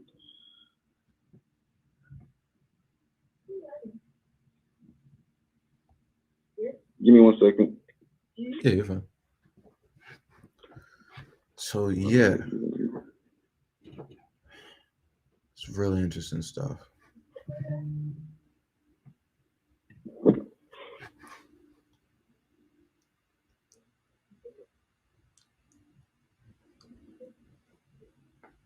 Yeah, so this is really interesting stuff about like I'm using these questions to kind of tie back into the music because I'm interested into like how All right, I'm different. sorry about that. Yeah, no problem. All right, yeah, to continue my previous statement, an optimist is someone who hopes for the best in the future. But being in a pessimistic optimist view would be someone who's constantly let down because of his hopes. Like, Okay. say, you expect for your car to run, but when your car doesn't, you just get angry at the world, and almost to the point where you start to expect things to fail all the time, and you still get disappointed because you hope for them to still succeed. Right. Yes. Huh. Okay. Yeah, no, I feel like I got a little bit of that myself, won't lie. Yeah. Just keep on hoping for the best, but also expecting things to go wrong. All right. Uh so cool. So how long have you been in the music scene like active? Actively, Yeah. I'll say since 2019. Okay. Gotcha. And what was it like for you first starting out? First starting off when I became active, Yeah, yeah, yeah. um, it wasn't anything serious at first. I'm not even sure it's completely serious now, but my friend encouraged me to start posting my music on different platforms other than SoundCloud. So that's when I started looking into distributors to get my stuff on Spotify and Apple Music. Okay. So everything line. Got you. And how was being like how was your first time getting like playlisted? That's a great question. Uh, okay, the first time I got playlisted was a lo-fi beat I made called "Don't Bother Me." It was probably one of my first tracks that actually got popularity, Okay. and it felt nice. I'm not gonna lie. It didn't feel as overwhelming as the moment I felt. I learned that it was popular. Like it started getting thousands of views on SoundCloud. I was like, "Whoa, is this real right now?" Yeah. Man. Jeez. Okay. Um Yeah. so what's your experience been like in the producer community? Because my experience for the producer community is like there's a lot of people who are pretty much just trying to get a paycheck and kind of Oh just yeah. like running the numbers until like something clicks and then they kind of go with whatever is most popular and just stick to the formula like that. But how was your experience been? Being in the game of producing, Yeah, and also like your experience in like the community of like other producers and just um yeah, yeah. yeah. I actually just recently got into a community of producers because I started talking to Bonjour. He put me on his playlist and all, and I'm in a server with a whole bunch of other producers. It's a very welcoming community, and these people are extra talented. Like I'm Mm, just trying to get up to their level, and it's just like they're all telling me, "You got it." But as for the game, I honestly think I haven't been in this game long enough to even speak about my experiences because I feel like my last project is what really put me into the game. mm, okay. Gotcha. And like, were there any significant changes for you personally after like that project and after like maybe like the benefits of like it being as popular as it got? Could you repeat that last question? Yeah, yeah. So hmm, like were there any significant changes that you noticed after that last project that you did? The reception off of that last project was different than anything I've dropped previously. Like back in 2019 when I first started taking music seriously, and I dropped a small little project full of beats Mm-hmm. because I really was just a producer back in 2019 rather than a musical artist. Right. So people would just listen and say these tracks are good, and give me feedback or whatever. But after this project, the reception started coming differently, saying these people are being influenced by me, and I'm actually making a difference in people's lives. Wow, man. Is there like a Yeah. good example of that? Like, Could you say that again? I said, was there like a good example of that you might like want to note? A good example? Yeah, yeah, Like something someone said? yeah, yeah. Yeah, one of my closest friends, actually, a producer that I've been working with for a while, by the name of Wasabi, he had hit me up saying he told me good job on the project, and he just wanted to let me know that I've improved like no other artist he's ever seen before, and he has a lot of hope for me in my future, and I was like, whoa, thank you. Yeah, man, means a lot. Jeez. So, hopping into Cruel World, I want to play like maybe 3 songs of it, and then after that, um, kind of delve into it a little bit more. But before that, could you give a description for the people who are about to listen to some of the songs off of it, what the project is about, and who you made it for? Okay, the project is basically anyone who is trying to seek some type of enlightenment and trying to make sense of the world right now, with all the tragedies happening, whether or not being someone special is worth it. Those thoughts that usually come up in the human experience. This was to tackle some of that in dealing with how to deal with love and things like that. There was a whole bunch of different messages. Wow, man. Okay, cool. All right. Let me hop straight into it then. I think I'm gonna mute myself on here, play it on the live stream, and then after that, once they're done playing, we can get like I guess some feedback from who's listening and really get into a little bit deeper of what some of the songs mean. Are you playing the first 3, or do you have a set 3 that you're playing? Which one would you like me to play? That's a good question. Dang.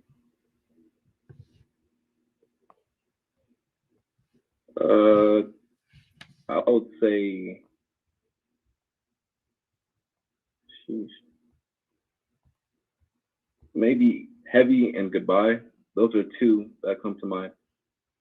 Ooh, maybe if you're playing 3 tracks, dang, actually, maybe Hello, Heavy, and then Goodbye. Okay, cool.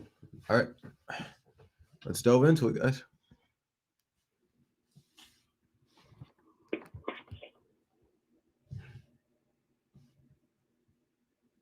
Cool. Yeah, okay, cool. Okay, I see how this is gonna go. Whoa. Okay.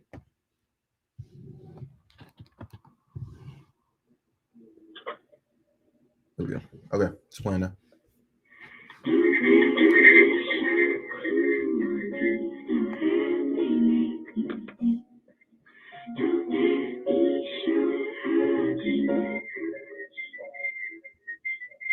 I might need to. Hey, let me hop off this call and call you back because I think it's lowering the quality of the track. Could you say what? I said let me hop off this call and then call you back because I think it's lowering the quality of the track. Yeah, most definitely. All right. Cool. I'm still, yeah. I might just, okay, cool. play this real quick.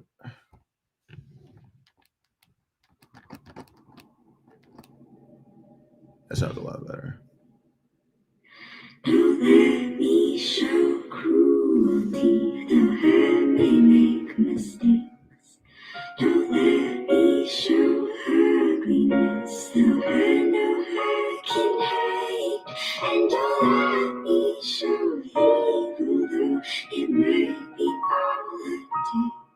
Show me love, show me love, show me love. Don't let me think weakly, though I know that I can keep. Okay. I'm tripping. Me away from apathy while I am still awake. And don't let me think too long of the one I'm bound to face. Show me love, show me love, show me love.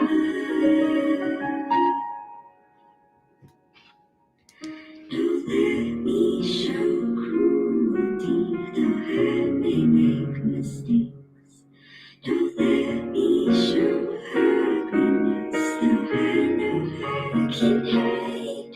And don't let me show evil, though it might be politics. Show me love, show me love, show me love. Don't let me think weakly, though I know that I can break. Keep me away from apathy while I am still awake. And don't let me think too long of the one I'm bound to face. Show me love, show me love, show me love.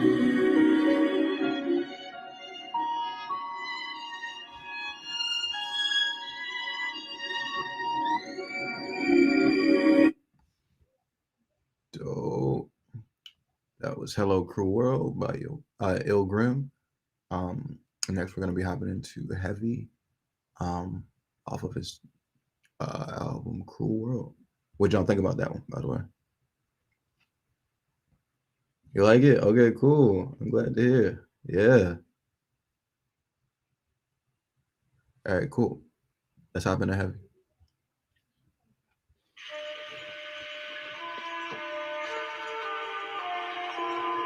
I went out into the world claiming to seek wisdom, but what I really sought were answers. And it is now perhaps my only clear conclusion that wisdom is the ability to know the difference. There is no general wisdom of the kind I sought, the sort of wisdom that is alluded to in aphorisms and cliches. Wisdom is knowing the limits of this wisdom, that it is entirely situational and rarely general, if at all. There are countless ideas and sayings and so-called wisdoms that can justify nearly any way of living. They all sound good because they all are, but by the same token, none are. All ideas and cliches and wisdoms are both true and false, meaningful and meaningless, depending on where and when and how they are applied.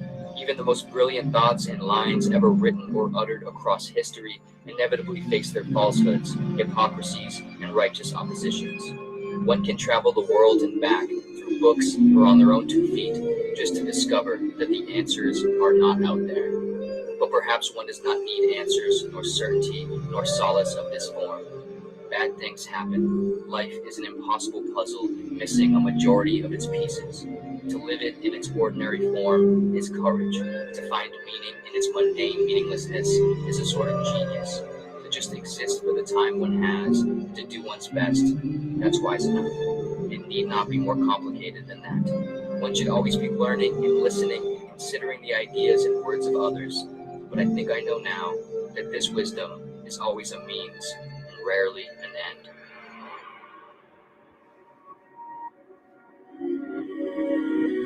We bundled our insurance with NJ.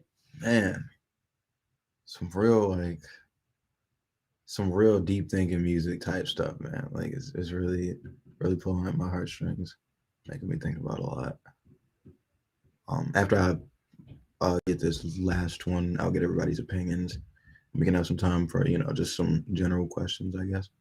But let's hop into this next one, which is goodbye, right after this ad plays. Hey, we bundled with the alpaca.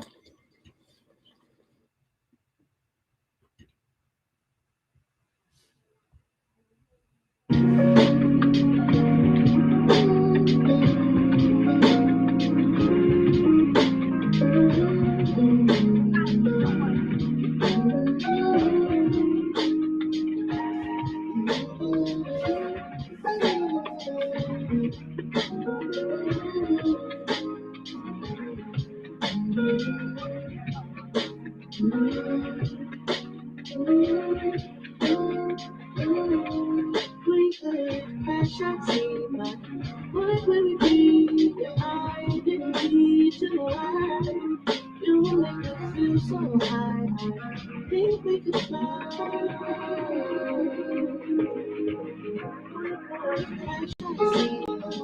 What would we be if I didn't need to lie? You make me feel so high. I think we could fly.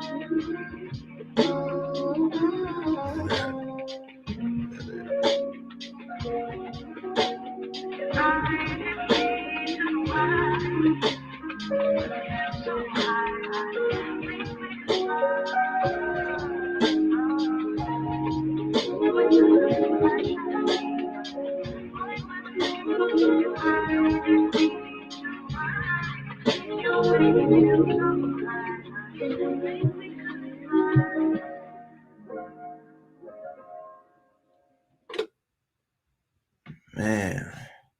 All right. Oh, jeez. Okay. Yeah, I'm officially enamored with the project. Man. Okay. So just gave it a solid, just gave a listen to the 3 tracks you recommended. I'm getting that this is so good. I love this so much. People seem to really like it. Man. Yeah, so why those 3 tracks? Hold up. Let me see if I can optimize my audio.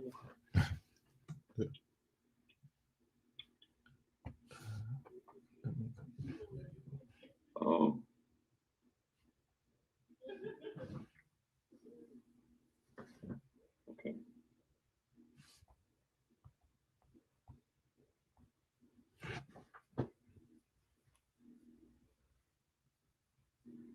All right. I guess I can. Go. Okay. Yep. Okay, I'm here. All right, cool. So yeah, why those 3 tracks did you choose? You said why those three tracks? Yeah. I feel like those 3 tracks encompass the entire message of the project. Okay. Gotcha. Yeah. Okay. Yeah, and let me just say they were all like very beautifully put together. Thank you. Thank you. Especially that first one like really got to me because like anytime there's like recurring messages in music, like I usually get tuned in pretty good. But along with the doubles and then like it was fire. I recorded on that. You said what? I said I recorded on that. Let me see real quick. Oh, really? Yes, my 88 key piano. Bro, you're gonna have to teach me how to do that. That's fire. All right, cool. So, what was the process of bringing Cruel World together? That's a great question.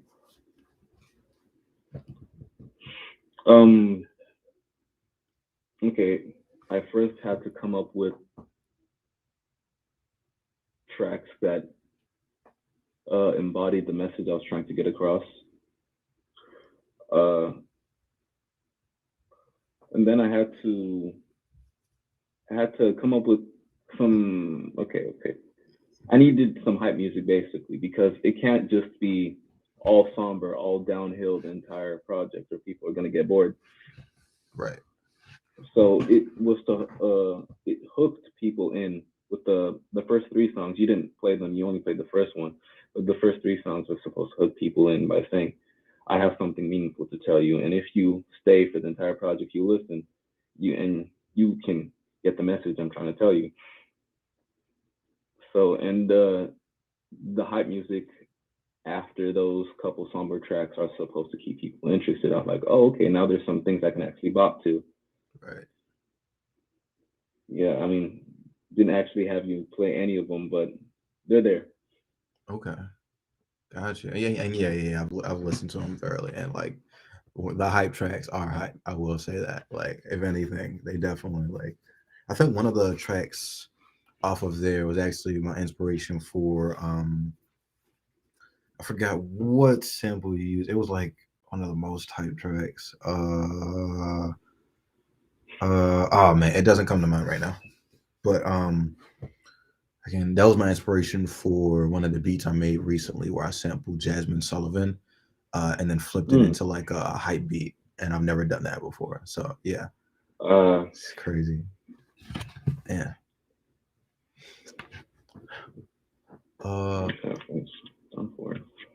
Okay, so do you have a favorite song off this project?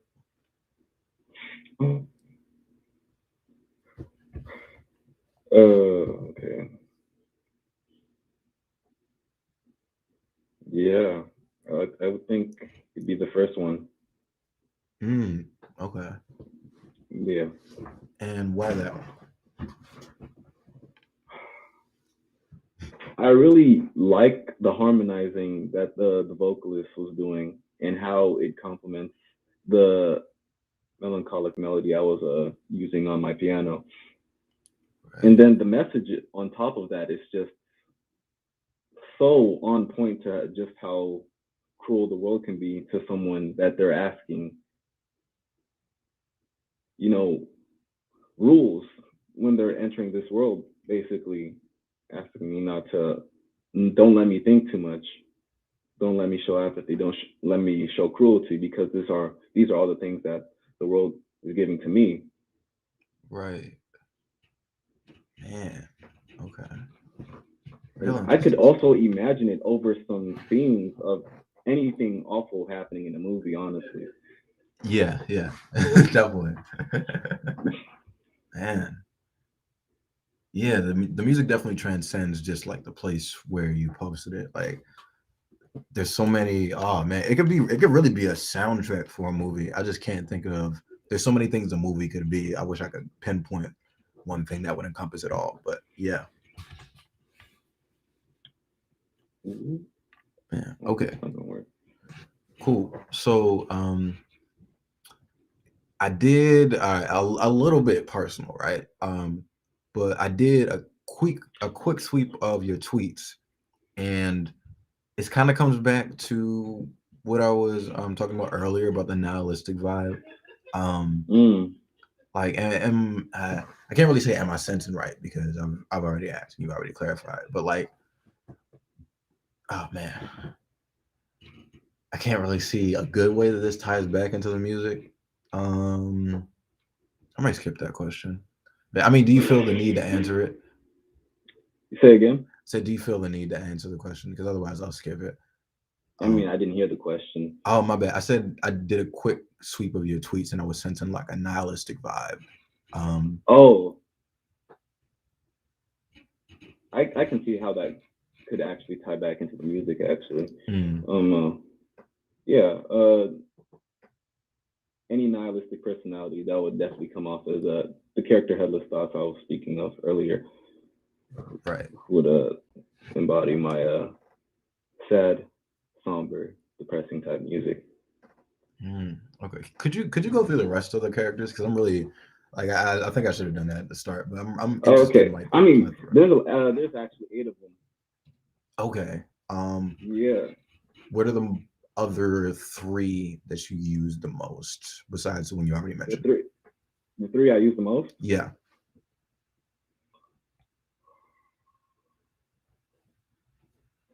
That would have to be Headless Thoughts, Headless Han, and Headless Space Panda. Okay. Got you. And what are their personalities? Hellas Space Panda represents Enigma, but his genre of music was just ethnic. I used Hellas Space Panda to make a whole bunch of Asian style beats.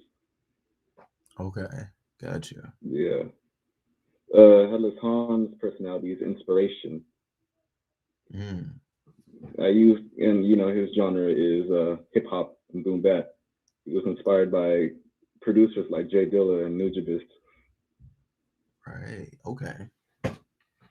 Yeah, and Hitler's thoughts personality is depression. I use Hitler's thoughts to make sad music. His inspirations were X and Lil Peep. Gotcha. Okay. And is there any like, how did you get like the idea of creating like characters as a vessel to make your music through? That's a great question. I mean, because I draw. I've been drawing since I was 6. Right. So making up characters was always a fun thing for me to do. And then I created this random world of Central Aether. It was actually inspired by Adventure Time. Oh, wow. Because I loved how bizarre and fun Adventure Time seemed. So I just wanted to create something bizarre and fun with a whole bunch of characters. They all have Headless in the beginning of their names. Right. Basically, because I mean, they were me with different heads, different personalities. Okay. Yeah. Yeah. And I can definitely see that for sure. Man, it's such an interesting world. For real. Oh man. It's almost like a what's this? Inside Out, almost like that. Yeah. Yeah. Where, Definitely.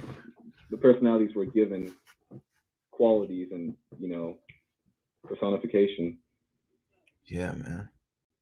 Really. And actually when I first researched into it, well, when you first told me about it, I immediately thought like, is there like some MF Doom inspiration? Even though like what MF Doom does is like not what you do. Yeah. Yeah. All right. Man, I think I might have time for like 2 more questions.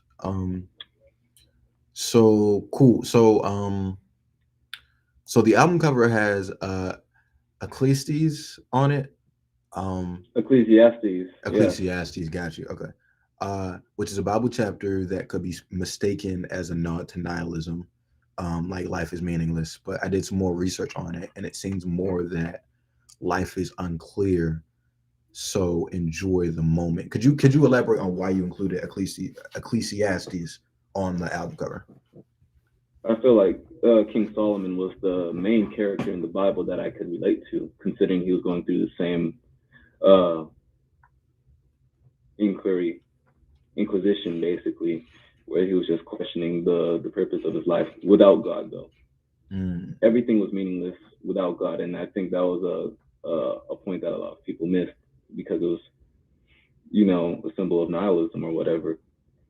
But it only seems nihilistic because he said our life was meaningless without God. Right. Right. And even with that, like, I think you can still like compare that to like life is unclear, because it's not like he's saying flat out that life is meaningless. Seems more that like people just took like the life is meaningless part and ran with it. More that like life is meaningless without purpose. Yes. Right. Yeah. Okay. Yeah, life is very unclear, I guess you could say, because it's very random in that sense. Right. And everything that can happen and the emotions you go through, tragedies will happen, and based off of the human condition, that will also determine how you react to these things that happen to you. Exactly. Yeah. And even more random with just like purpose can really be anything, no matter how Almost minute. definitely. Yeah, man. Like purpose is like some people that's the weird thing about the human experience. Like somebody's purpose can be so minute but to them that's their whole life. Oh yeah, You know, and I'm actually recently made the correlation between purpose and meaning, that a lot of people feel lost within their lives because they don't have purpose. And I feel like it's more of a thing where they don't have meaning, because there's many purposes for a human being. exactly. Like if my purpose is to make music and I'm still unhappy, it's because I don't find a meaning within that purpose. So you have to find something meaningful for yourself. Exactly. Man, there's so much different stuff that we could delve into. Honestly, to me, you are a very interesting character within music. I just wanted to clear that out, man. Thank you. Yeah, and this has been a really unfortunately we're out of time, but this has been a really interesting interview. Just getting to delve into like a perspective, kind of unique from how other people will usually approach music. So I just wanted to say thank you for just having to talk with us and chat about like what you do. It's really amazing. Thank you for having me. Really. Yeah, no problem, man. Oh, jeez. Okay, cool. So we're gonna close it out. Thank you for coming, and thank you all guys for listening. It's been great having you on, and thanks for sticking through to the end. Of course, I know things were a little bit rocky in the beginning, but we managed to work through it and cover, probably like 85% of all the questions that I had. So, yeah, man. It's been wonderful having you on here and having you guys listening, and we're out. See you guys later.